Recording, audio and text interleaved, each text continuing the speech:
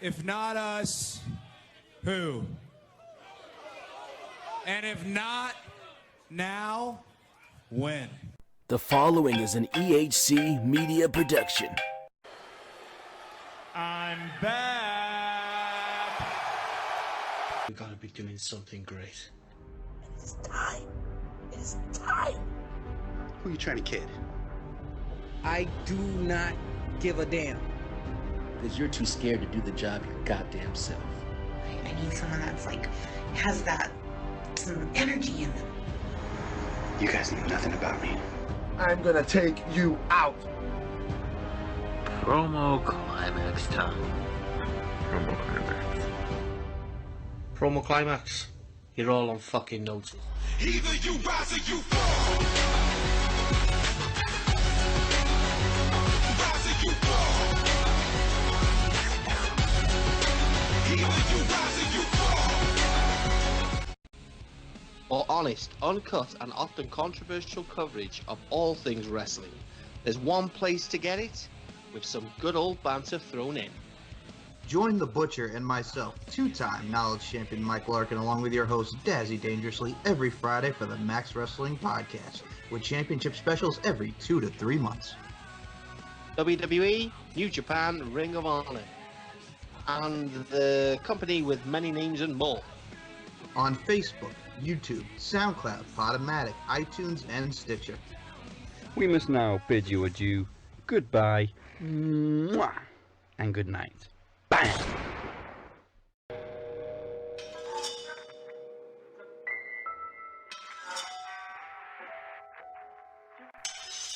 Every switchblade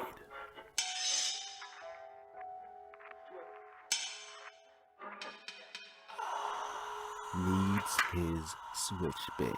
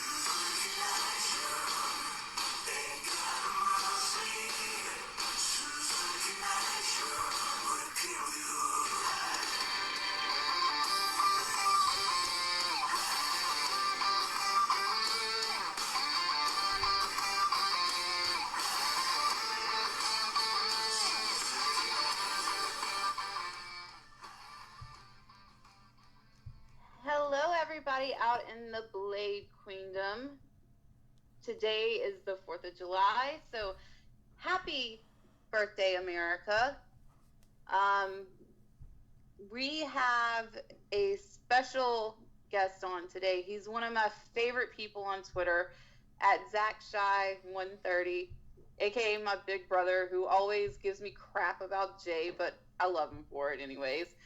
And we did take a week off last week because I just needed a week to kind of recharge my batteries and kind of refocus and kind of plan out some new stuff for this show, because we are going to be having more guests on. We are going to be, maybe doing some interviews, because I've had a few wrestlers reach out and want to be on the show.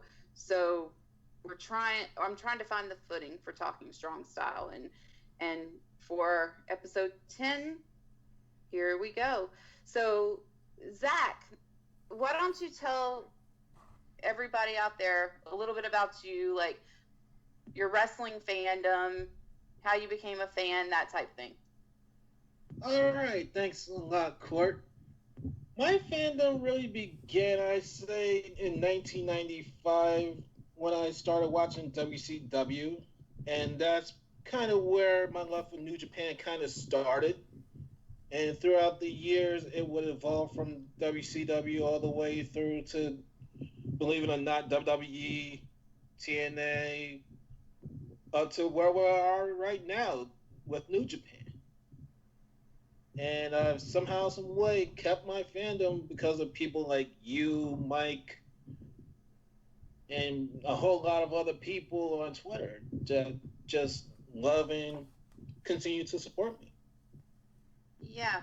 And that's the beautiful thing about wrestling Twitter. Like, sure, there are the negative aspects and there are the ugly sides to it sometimes. But really, I find that my circle that I keep on Twitter, the people that I'm closest to in wrestling Twitter, we're all positive. We all support each other. We all support each other's faves. And, you know, even though from time to time rivalries will happen and then we'll go into like kayfabe or beefing mode over it, you know, like it's still fun. And it really does. It adds to, you know, your fandom. It makes it fun because like wrestling is a niche thing. It really is. And so like people in your real life might not be able to appreciate it as much, but then like people online can appreciate it and can value it and can support you in it. And you feel like you have that support system. You feel like, you know, like you're not alone, like you're a wrestling fan, just like all these thousands of people online. And that's one of the beautiful things that I love about wrestling Twitter, especially about New Japan Twitter, because New Japan Twitter is always so glowing and so happy. Like, sure, there are moments where, you know, we don't agree with maybe something Gato did, or some people like it and we don't, but we still keep the debate, you know, pretty civil. I haven't seen anything in New Japan really get out of hand on Twitter. And that's why I love that company so much, because they know how to produce quality content. And speaking of quality content, we are about to start what some people call the meat grinder, the G1 tournament, which for those of you who maybe are not familiar with it, the G1 is a 2-block round robin tournament where each participant in each block has to face every other participant in the block. And it's a round robin tournament, so this goes on for a month. And then at the end, whoever is the point leader in both blocks face off in the G1 finals to determine the number one contender for the IWGP Heavyweight title at Wrestle Kingdom. And this tournament is so much fun. Like, last year was the first time I truly got to sit back and watch it all live, because before then I would just do like later video on demand. But last year I decided, hey, let's have fun with this. Let's stay up. Let's live on Japan time. Let's live on the edge a little bit and do this all live. So it was the most fun thing in the world. And we were all survivors, because I remember the Be a Survivor hashtag, and like that became like an inside joke with every New Japan fan. Like, I'm going to work with only like 4 hours of sleep today, but I'm going to be a survivor. So getting to the G1 this year, however, there is a reason why I started with the Suzuki-gun theme. And that is because my spiritual father, Minoru Suzuki, was snubbed this year. And Zach, what are your thoughts on Dad not being in this year's G1? Okay, my problems with this goes back all the way to Wrestle Kingdom, because Murder Dad, I'm not calling him Grandpa anymore, I'm calling him Murder Dad. He got snubbed all the way to the pre-show, which he and KES lost for those open tag team titles, I believe, or contendership to him, excuse me. Then he and Zack Sabre lost at New Beginning. From there, he lost the New Japan Cup. And then we get to the part where you and I met at G1 Supercard, and he lost that Battle Royal after entering number 2. And he was the most over man in that match.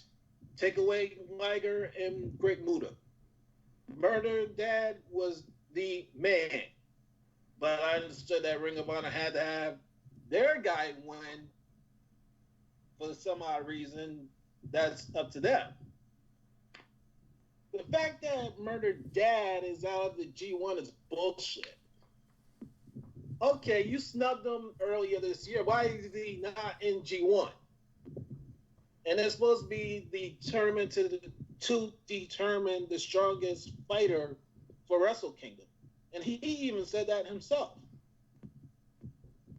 And I agree with him. We should all be raising hell just to get him in there. How is it that Yoshihashi almost had a chance to enter the G1? But yet, he didn't have a chance to do it. That drives me bonkers. Exactly. And Yoshihashi, like, don't get me wrong, I like the dude. I really don't have a problem with him. But he always seems like he is just so uninterested in what he's doing. Like, it feels like he gave up a long time ago, and he's just settling for being just Okada's friend. And that's the vibe that I get from his character. And it isn't something that pulls you in. It's not something that draws you in. And so I don't have a problem with Yoshihashi personally, but for him to be given that chance to get into the G1 and Minoru Suzuki, one of the baddest men walking the planet, for him not to is kind of a slap in the face to him. And in his promos, like, he's like, I will never forgive you for this, New Japan. And, like, he's threatening to fuck the G1 up, which... Especially Okada. Yeah. Like, there was a gif of Suzuki that I saw that Mr. Lariato, he tweeted, and it was Suzuki slapping Okada in the face. And I don't know, maybe that's a little precursor. Like, I know it's not a New Japan account, but maybe this could be, we could see that again. And, you know, the fact that Suzuki is not in this, just, it infuriates me. Suzuki may be 50 years old, but he can still move around like he is in his 30s.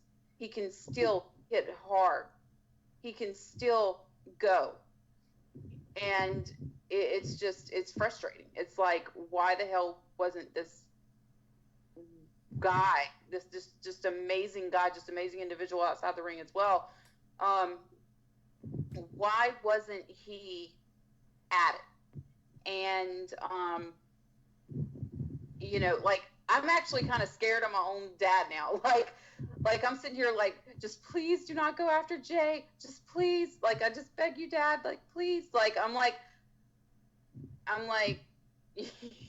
you know, like, kind of in freak out mode. Like, please don't tell me he's going to beat the shit out of Jay after Jay wins, maybe. But moving on to the participants this year, I'm just going to run down A block and B block. And all right.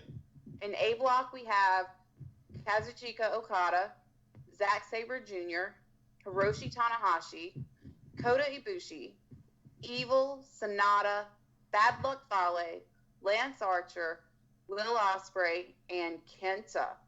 And in B block, we have Tetsuya Naito, Tomohiro Ishii, Juice Robinson, Toru Yano, Hiroki Goto, Mabu, Jay White, Jeff Cobb, Shingo Takagi, Taichi, the Holy Emperor, and John motherfucking Moxley. Oh boy. So, looking at this, who are your favorites for A block? Like, who do you think are like your top like 2 or 3 guys that you think are going to go really far? Okay, I believe, take away Okada, my top 3 guys in A block this year are Kenta, Tanahashi, and Ibushi. See, that's kind of my thoughts too, because I think that, you know, like, Tanahashi is kind of maybe on this redemption story, because like every time that he's faced Jay, Tana is backstage on the floor, like laying on the floor, literally, like crying. Like, Jay is kind of broken and chipped away at him a little bit. And what happened in Australia I don't know if Tana was there because I didn't get to see that second show because they didn't broadcast it. But what happened in Australia, I think we may be trying to see Chaos and this Chaos and Tana alliance trying to rise up against Bullet Club and trying to rise up against Jay. So I could totally see Gato booking him to go far enough to where you think he may get it, but then he doesn't. Ibushi as well. Ibushi, this is his first like G1 like as a signed for life New Japan talent, which I'm still like sitting here like holy shit balls. Like 2019 is wow. Kota Ibushi signed a for life contract with New Japan, which is something that I always said like the day that happens, pigs are gonna fly. So just the fact that that happened is just incredible. And speaking of incredible things, Kenta and Kenta coming to New Japan really floored me because I am a Noah fan as well. I don't broadcast it as much because there's no streaming service and it's really difficult to kind of obtain footage, but it is getting easier because they are uploading more to their YouTube channel. But Kenta, I thought for sure was going to come back to Noah. I thought for sure. And so then when he popped up that night, I was sitting there screaming, like literally screaming, like, holy shit, it's Kenta. Holy shit, in New Japan. What the fuck? What is going on here? So I could totally see Gato kind of further exploiting that holy shit by having him go really far in the G1. I could totally see that. And moving on to B Block, who do you think out of B Block is going to go far? All right, out of B Block, let's see. I would believe your beloved Kiwi. Who else? Mox and Naito. See, I'm with you there. I think Naito is going to have a good G1. I mean, he pretty much always does have a good G1, and he always goes out there and kills it and keeps it tranquilo. So, that's without a doubt that he's going to go far. Moxley, I don't think he's going to win it, and a lot of people think he is, but here's why I don't think he's going to win it. I think he may get within just a hair of winning his block, but I think that that's about as far as it goes because he's not going to be in Dallas for the G1 kickoff.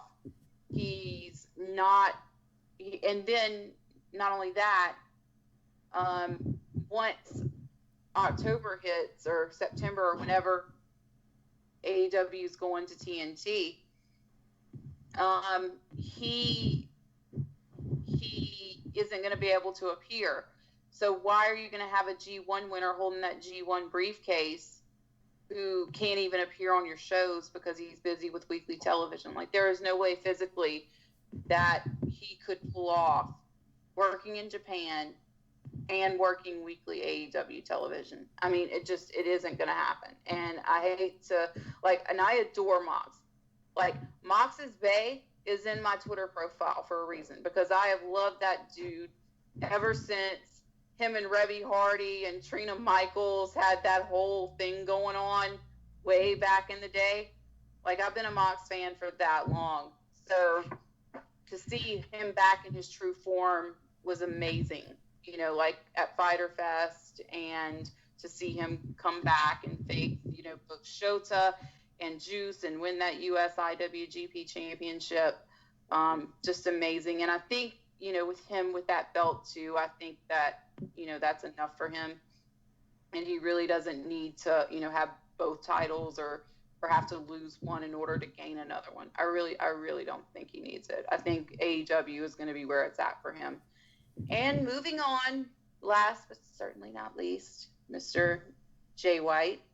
Pulling out the tail now. Ever since he lost that title, I've kind of noticed, he's taken it to a whole other level. his heel promos are even more savage.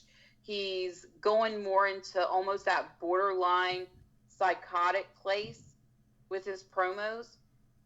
Like the whole promo of where is it? Where's my title shot? Like that was fucking brilliant. And to see, like he's come back and he's got the beard going on and he really just looks like he's grown up. He's all grown up. Like I even posted on Twitter a picture from back in the day when he was a young lion wearing a Bullet Club shirt to now the picture that they just released for an advertisement for a Bullet Club shirt for New Japan. I put them side by side and I was like, you have to appreciate this evolution. And the fact that he's really just now getting started and will turn 27 in October is just, it's scary almost. The fact that he is this good now, just wait in a few more years and he's just going to be unstoppable. And I really think that this could be the redemption story. Like we were talking earlier about how kind of Okada did the same thing. And I could see Gato mirror booking this and kind of using the Okada framework to build Jay back up. And,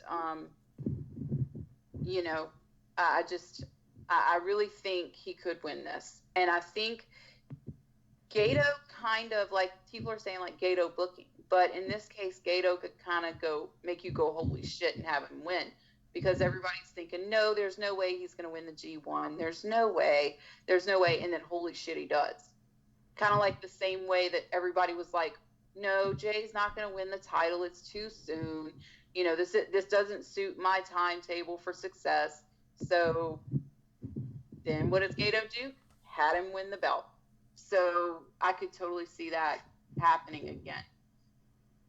And so what are some matchups that you're most looking forward to? Let's go back to A Block. Like, what are some matches that, are going to be your highlights? Like, maybe give me like 3 or 4. All right, if I could give you a top 3, I would say Kenta versus Ospreay. Let's see, what else is on the docket? Okada versus Tanahashi, and Ospreay versus Zack Sabre. See, Ospreay versus Zack Sabre, because they're both Brit Rest boys and they're big into the graps and stuff. Like, even though Will's style is a little bit different, Will can go that route if he wants to. He can really go into the catch wrestling and all that stuff. And Zack Sabre Jr. is just phenomenal. The dude can just twist anybody up into a pretzel in a blink of an eye, and it's so scary.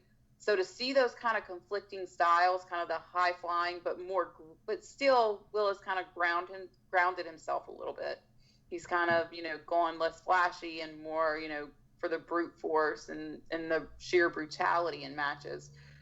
Seeing that against Zack Sabre Jr. and his catch wrestling style and the way that he can just, manipulate people's bodies into positions that, like, I'm sitting here like, holy crap, how are you not crying right now?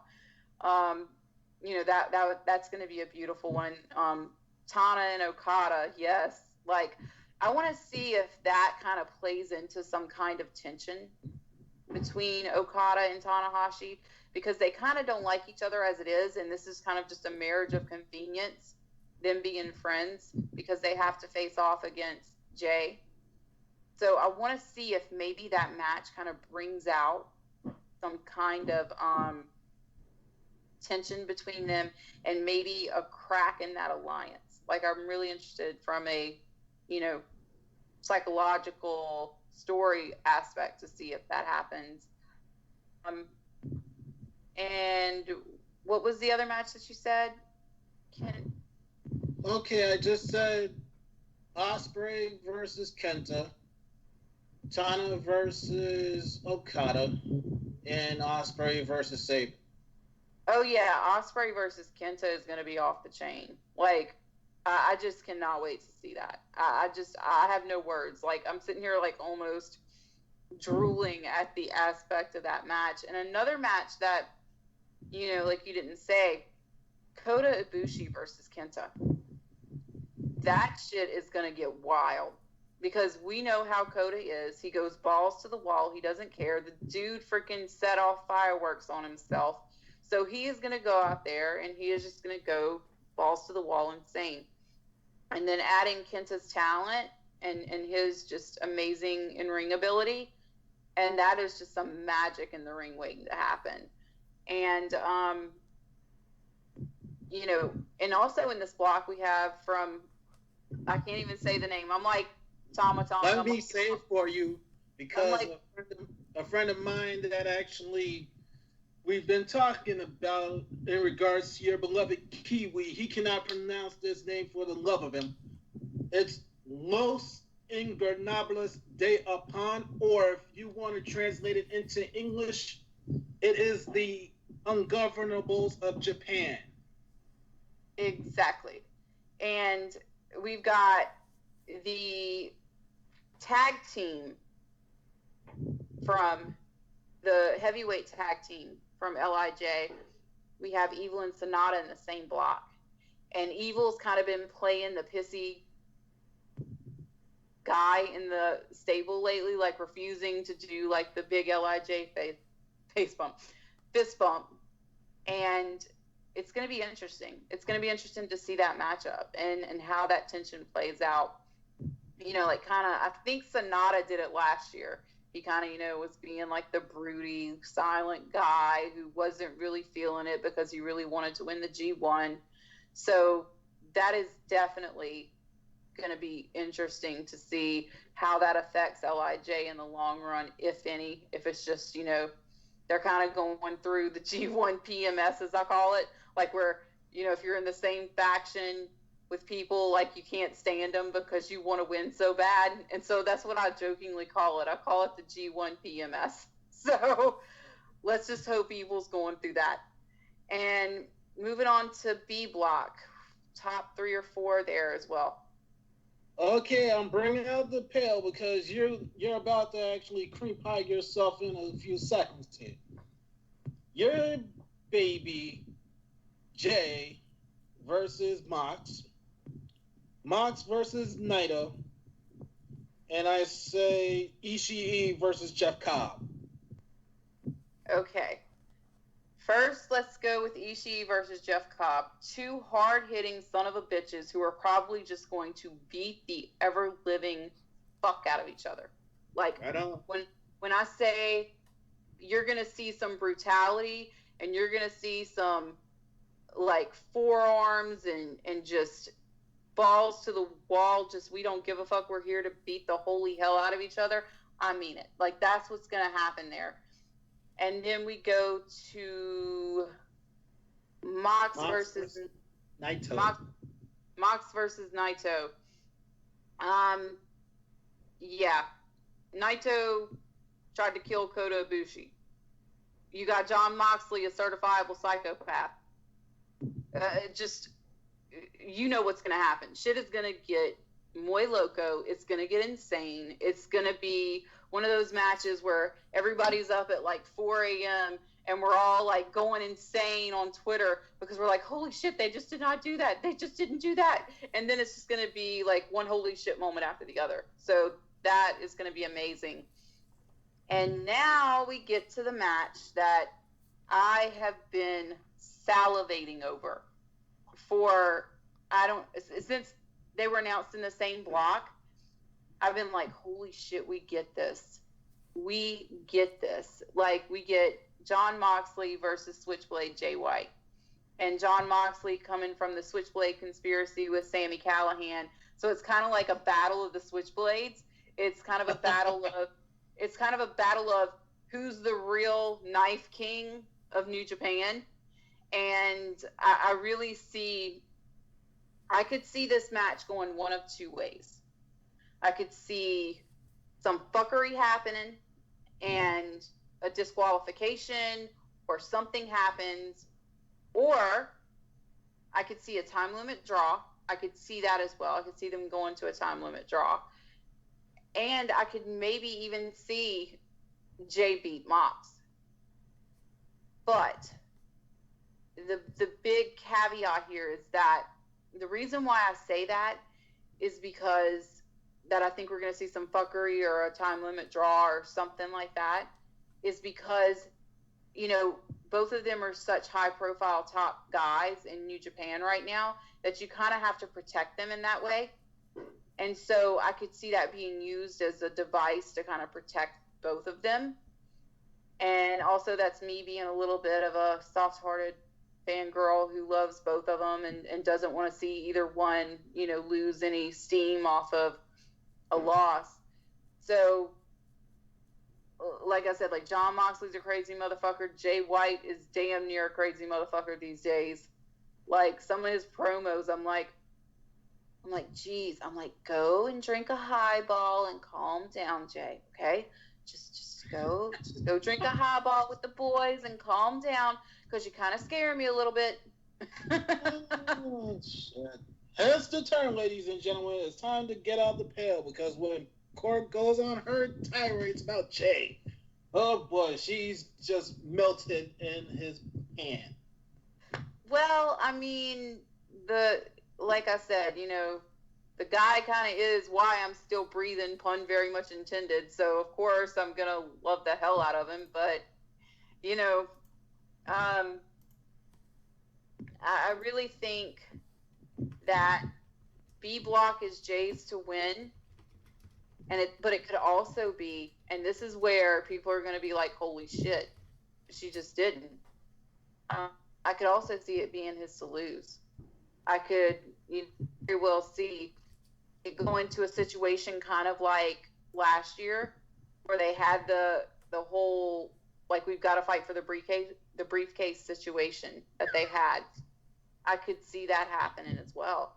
And I could see maybe Jay, maybe he doesn't win the briefcase, but he still fucks everybody's world up enough to where they give in. Whoever has the briefcase gives in, and maybe they have a triple threat at next year's Wrestle Kingdom for the title. I could so totally see that, where Jay gets just so impossible to deal with that whoever has the briefcase, and if Okada is still champion, I could see both of them just saying, okay, all right, just to give him what he wants so he stops fucking with us, they put him in. I could see that maybe happening as well. I know that it's crazy. I know that it's wild, but I could see that happening. And it's just so interesting with him, like what they're doing with him at this point. So, like, you can't believe I just said that, right? I can believe it, not only from the standpoint of you saying that as a Jay fan. The booking that this guy has had since returning from Excursion, as we touched on earlier, it mirrors Okada to an extent. He goes away, he comes back with a new character. He immediately gets into a feud with Tanahashi, beats him for the belt almost immediately.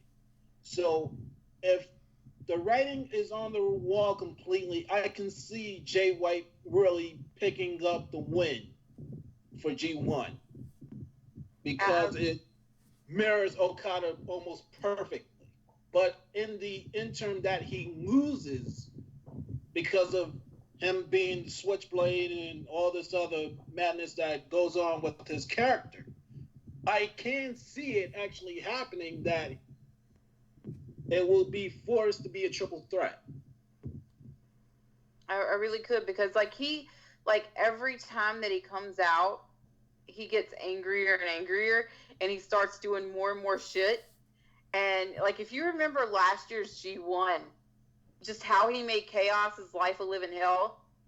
Oh, I remember that too. Like, think of that, but on steroids. Like, that's what you're about to get. Oh, my friend Dave Coco from Japan, he will not like that one bit.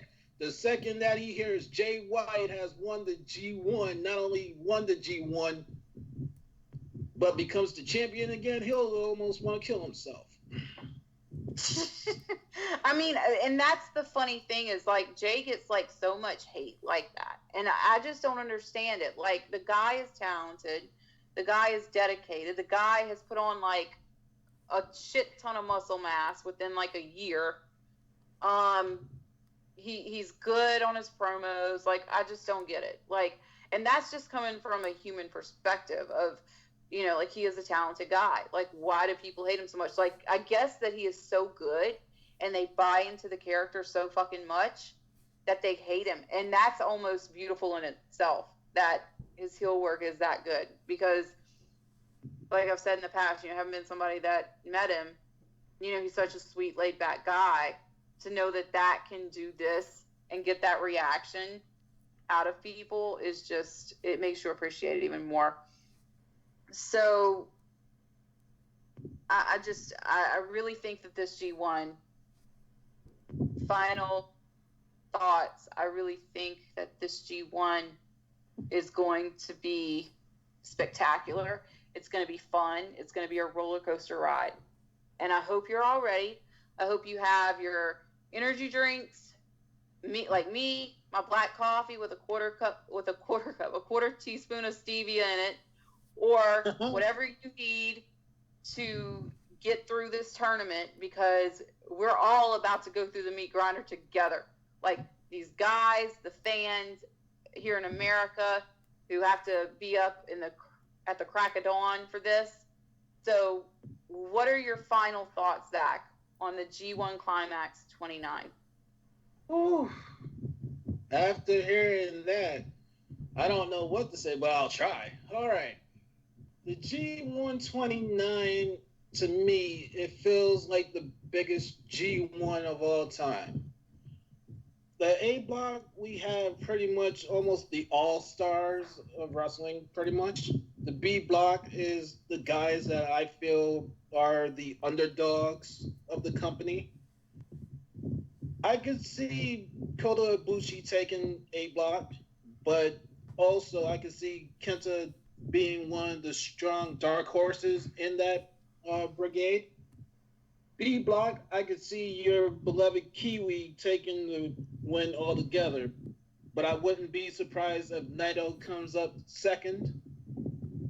Overall, I don't see Naito winning it because he is the reigning Intercontinental Champion, and if they wanted to do this title versus title storyline, they should have done it with Nakamura many years ago, before he left for WWE, because Nakamura wanted to do this.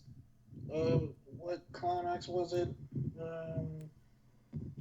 The exact one before he left for WWE. He was on record as saying, I want to be dual champ. They didn't follow through with it. However, if Naito does win it, in a sense, I will be okay with it, but I'll be angry from the standpoint, why didn't you do this for Nakamura? Yeah, exactly. I feel you on that one. They should have done it with Nakamura. And speaking of Nakamura, Shinsuke, come home, please. Not only him, but there's other people that's on that WWE roster who should be coming home too. Yeah. Yeah, there is. There's a lot of them. My finals that I put, that I'm doing the G1 Pick'em contest, and I've registered my picks for the first night in Dallas, and I've registered my finals, and my final is the Golden Star Kota Ibushi versus Switchblade Jay White.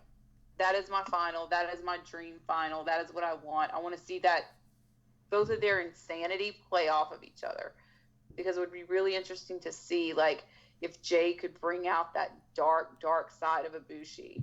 Like, that would be really interesting. Like, we've seen kind of that dark side of Ibushi a little bit more recently, and it would almost be, like, really cool if this happened too, because Jay talked about a Chaos Mole for months, and then nothing happened. And then at Bullet Club Block Party, somebody asked him in the crowd when Alicia Toot had her Q&A session with him, asked him, about the mole, and he just quickly just looks down and goes, no comment. And so what if Kota Ibushi has kind of inserted himself into chaos, and he's slowly turning into, like, this dark Kota, and then it takes a loss to Jay in the finals for him to say, you know what, I've had enough of being the good guy. Now it's time to go bad, and Kota Ibushi joins Bullet Club. Like, I would shit my pants. I have fantasy booked that in my head, and I was like, holy shit, that is amazing. Because, like, that would set the world on fire. Because everybody loves Kota as, like, this angelic, sweet, innocent guy. But if you changed it up, that would send shockwaves. Like, that's something that would just send, like, my Twitter would be in meltdown mode for, like, days. So that's kind of one angle I've looked at where they could go with that. If Jay versus Ibushi happens and Ibushi loses to Jay, like, that could be an angle.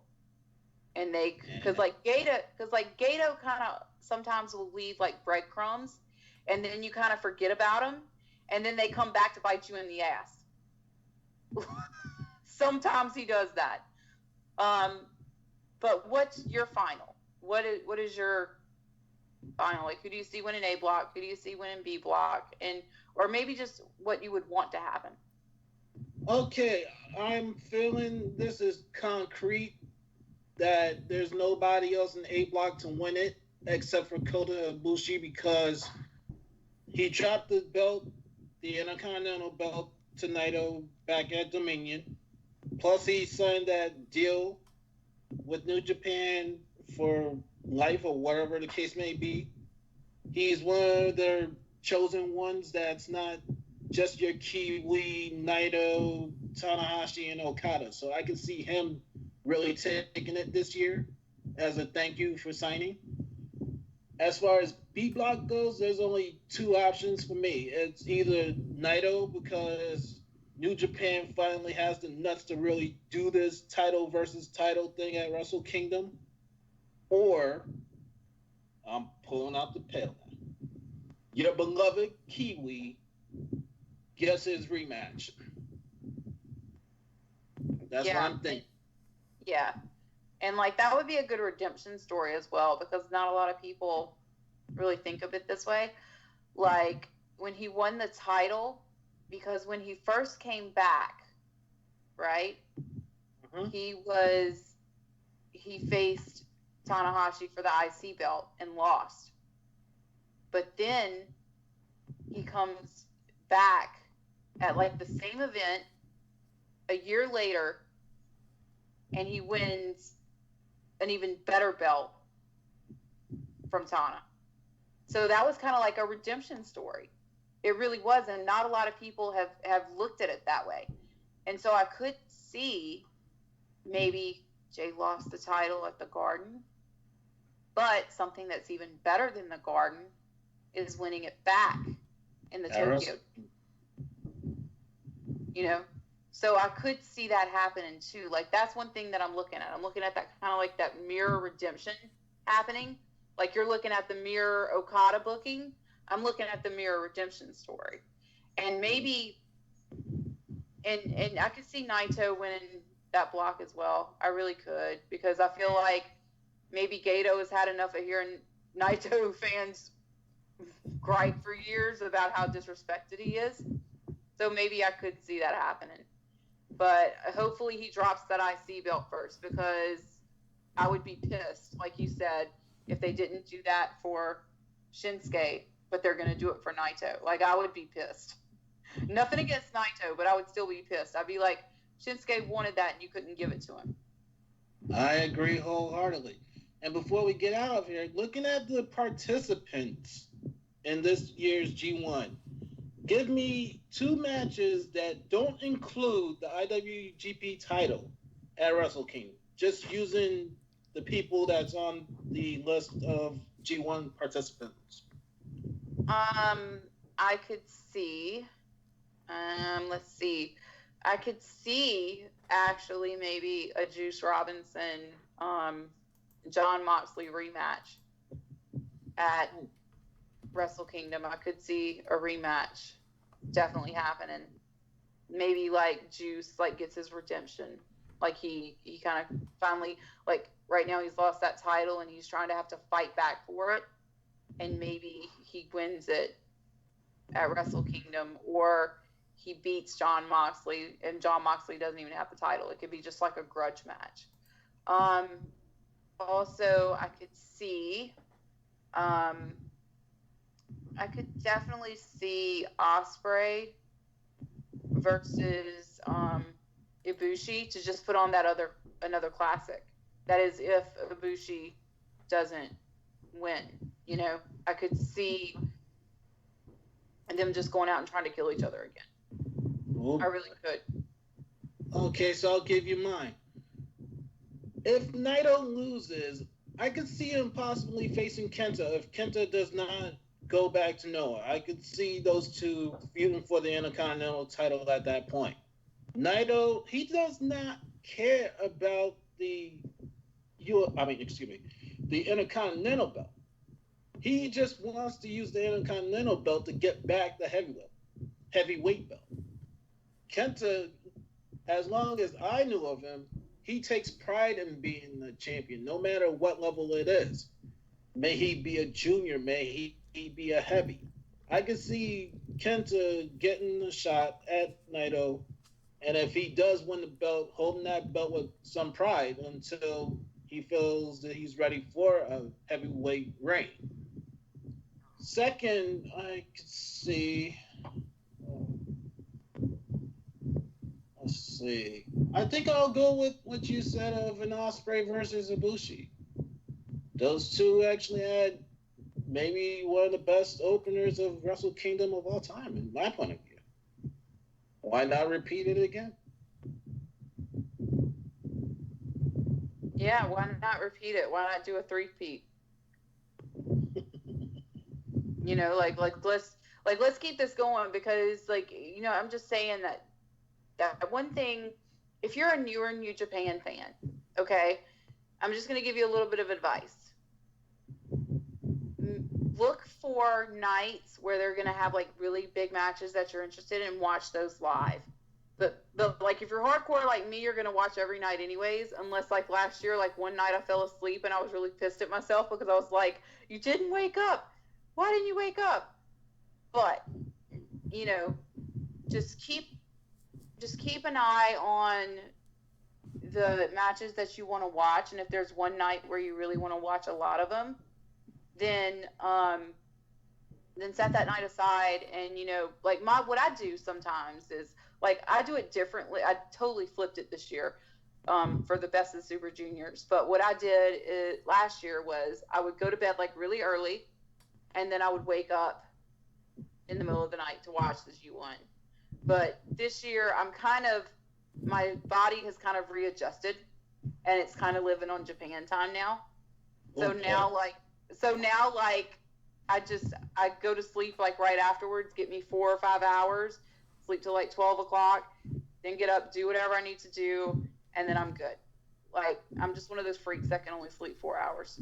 I don't know how, but I do it. And I guess thank God for black coffee. So that's kind of my advice. And if you get behind, don't think you have to watch every single match. If there's a match from that night that you want to see, just go and watch that. Just, you don't have to watch everything. Just keep abreast of the results. Just keep abreast of the point totals and that type of thing, and you should be fine. I know it can get overwhelming because there's a lot of shows. I even looked at the schedule and I was like, holy fuck, I'm going to be like Dany from Game of Thrones after this whole thing is over with. But, yeah, and you don't have to watch the undercard matches because those are just multi-tag matches. And if you're trying to watch video on demand and you have a busy life, I would just start with the block matches. I would do nothing but block matches if you want to watch the entire tournament. Those are some of my tips for how to be a survivor for G1 Climax 29. And do you have any kind of thoughts on that, how to watch, if you're a newer fan or anything like that, because you've been a fan for a long time like me? Okay, I would advise almost exactly what you said. If you're a newer fan, pretty much try to keep afloat by way of results if you can't watch. But if you can, try to be up for it.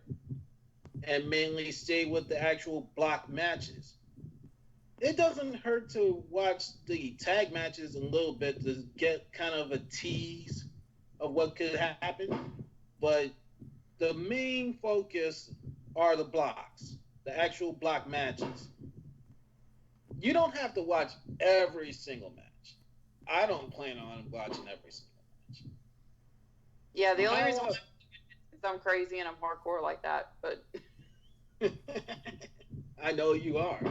I always see that you do keep up with it. You keep up with it more than I do, to some extent.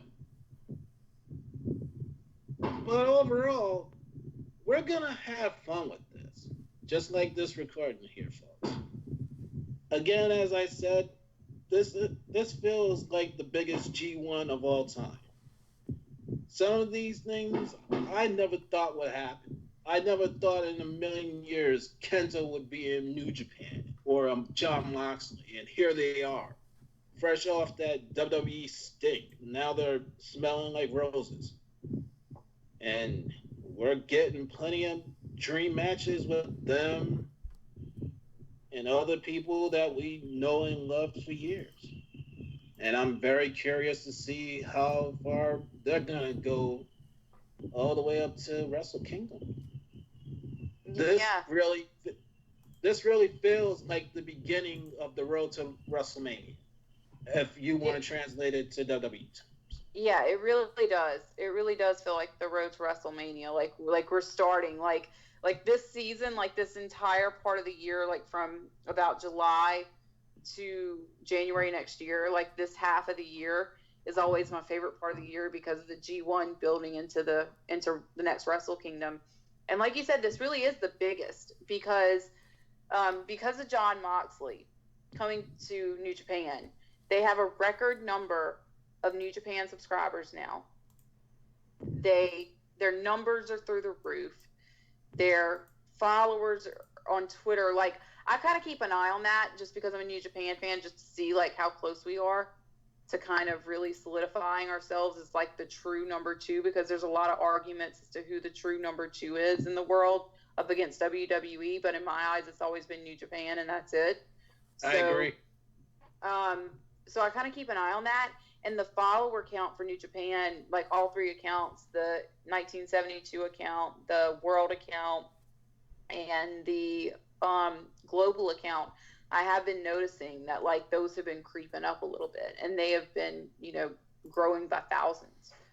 So we definitely are about to embark upon, genuinely based on sold numbers and sold power that New Japan has, and not even including the star power that's been added with, like guys like Kenta and Jon Moxley and those type of people.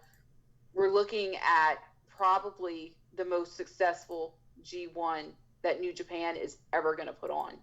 And just saying that just now, like the chills I just got, because like I've been a New Japan fan, like me and New Japan celebrated our faniversary, our 7th faniversary. That's what I call it, because I'm cheesy like that. But earlier this year, and just as someone who has been there for 7 years, just to see the growth that this company has had, it's just beautiful. And I just see it going, like not even the sky is the limit here. Like we're taking off and we're going to the moon and back. Like we as New Japan fans and New Japan, the company itself, and Harold May leading the way for the westward expansion, I really think that we are at the beginning of some of the best days that New Japan has ever had. And, on that note, Zach, where can people find you online? Where can people find you so they can interact with you and maybe talk with you, talk the G1? Where can they find you? Well, if you liked anything I've said, you can find me mainly on Twitter at ZACSHI130. If you can find me elsewhere, you would find me on Twitter and Instagram. I have a little show called The Black Lions Airspace, which I just started, and I believe now that I'm up to my 13th overall episode. And after I'm done talking to Court, tomorrow morning, if I could wake up a little bit early, I'm going to start my review of the 4 or 5 shows from WrestleMania that I actually went to live. And eventually, from there, the next day, talk about how I met Court at G1 Supercard and everybody else that we should have met at that point in the booking between ROH and New Japan since. So if you want to listen to that, you can listen off of Anchor FM, Spotify, and other audio means. I really got to start being able to make myself onto YouTube via MP3. Yeah. Well, that is awesome, and I'm just, and once again, I want to just say like how proud of you I am, because like I know you kind of been wanting to get into this world, and just to see you doing this and just kicking ass and taking names at it, it's just amazing, and I really am proud of you, big bro. Like, you've been kicking ass, like, and I'm just so proud of you. And Thank you. And I want to just thank you for taking the time out of your 4th of July to come on here and just have a little chit chat about the G129. And with that being said, as we always in this show, I am always about love and positivity. Today I actually posted a selfie of me with no makeup, no filters, no anything, because I'm a person that believes in sincerity and authenticity.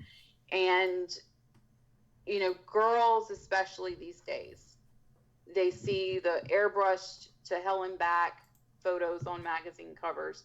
They see, the girls, like, they make their thighs look skinnier, they make whatever look bigger, and they live in this false world of that's a false ideal of beauty. So what I did today is I was kind of, given a confidence boost by someone in my life, and I kind of decided, you know what, let's take that confidence and let's put our money where our mouth is with it, and let's post this photo, and maybe it'll inspire more girls, because I see like all these girls on my Twitter timeline who are in these ridiculously fake filters, and it's like, the real you is beautiful enough. And to extend that to the guys out there, the real you is enough. The real guy, the real man that you are is enough for this world. And guys don't talk about their problems enough, and guys should.